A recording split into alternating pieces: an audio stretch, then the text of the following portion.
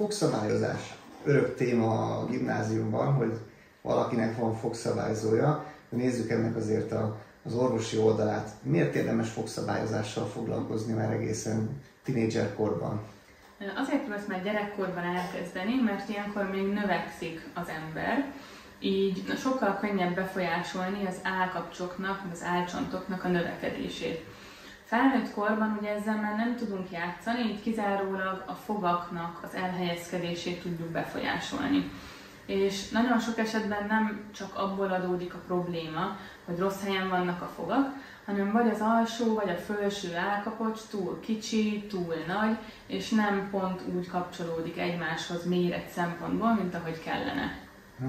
És mettől, itt életkorra gondolok, mettől meddig érdemes ezzel foglalkozni? Mondjuk ki a legidősebb páciens, aki eljön egy fogszabályozásra? Alapvetően nincs életkori maximum itt a fogszabályozás kapcsán. Általában ilyen 50 év körül szokott lenni a teteje, amikor még eljönnek fogszabályozni hozzánk a páciensek. Mennyi időt vesz igénybe egy fogsor, egy állkapocs beállítása? Egy egyszerűbb kezelés az egy 6 hónap alatt is le tud zajlani, viszont egy bonyolultabb, nagyobb fogmozgatást igénylő, az akár 2 év is lehet. Láttam elég drasztikus képeket a fogszabályozásról, amikor ilyen szinte ketrecbe van szorítva az ember arca. Most milyen fogszabályozási megoldások vannak, csak hogy ne kelljen mindenkinek rettegni ezektől? Hát ma szerencsére ez már elég ritka, hogy valakinek ilyen hatalmas fejre szerelhető készüléke legyen. Alapvetően gyerekkorban, amíg még ilyen váltó fogazat van, tehát hogy tejfogak és maradó fogak is a gyermek szájában vannak, különböző kivehető készülékeket szoktunk alkalmazni, amit otthon, iskola után, illetve éjszaka kell hordani. A felnőtt fogszabályzás az kétféle lehet, egyrészt ezek a hagyományos tappancsos megoldások, amikor ugye ráragasztgatjuk ezt a fogakra, ebből is ugye fém, illetve ilyen átlátszó, esztétikus bracket sor is létezik már. A másik, az pedig az úgynevezett láthatatlan fogszabályozás, mikor átlátszó sinekkel történik a fogmozgatás.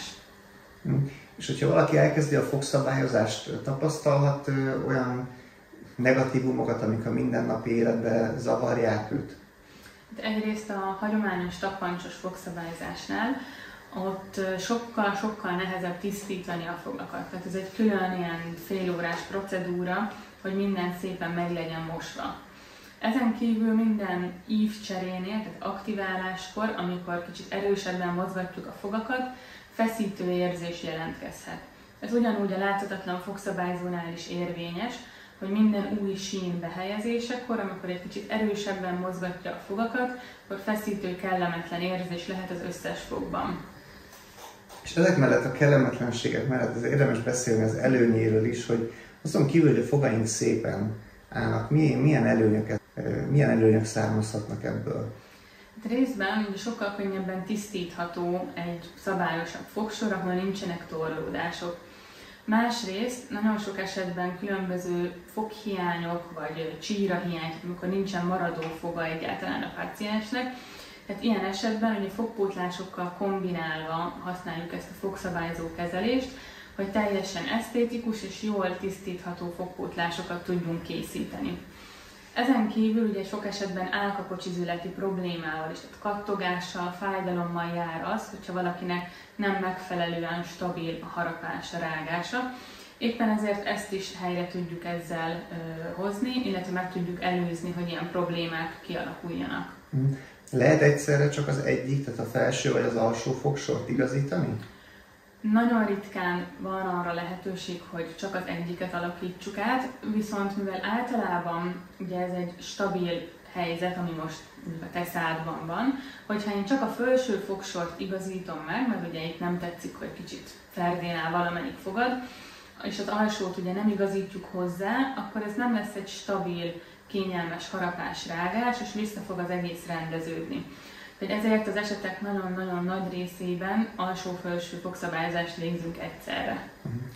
És milyen gyakran kell fogat eltávolítani, fogat húzni ahhoz, hogy a fogszabályozás az végbe vihető legyen? Ez ma már szerencsére elég ritka, mivel sokkal modernebb lehetőségeink vannak.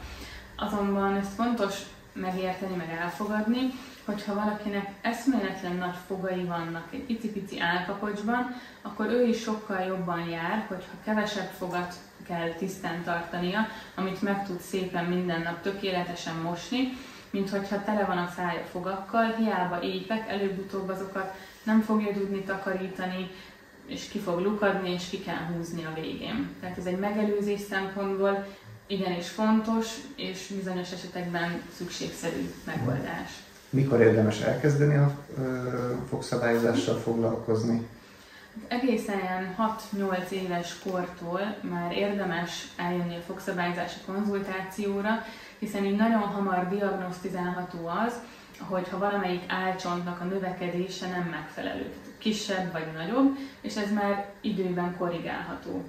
Hogyha esetleg akkor még nincs szükség teendőre, akkor is 1-2 évente érdemes eljönni, hogy a fogaknak a cserélődése során kiderül-e bármi olyan, hogy szükséges mégis a fogszabályzás. Van valamilyen életkori megkötése? Valahol olvastam, hogy marad a fix fogszabályozásnak, ott van valami korhatár, 14 éves kor, vagy 12 éves kor? Az szükséges, hogy már elegendő számú maradó fog legyen kint, amire ugye fel tudjuk ragasztani ezeket a tappancsokat, a breketteket, hiszen tejfogra ez még így nem felragasztható. És van olyan minimális fogmennyiség, ami kell ahhoz, hogy lehessen szabályozni? Úgy érdemes, hogy már a maradó hatosok kint legyenek, illetve hogy gyakorlatilag 1-2 tejfog kivételével már mindegyik legyen lecserélve maradó fogakra. Köszönöm szépen! Köszönöm!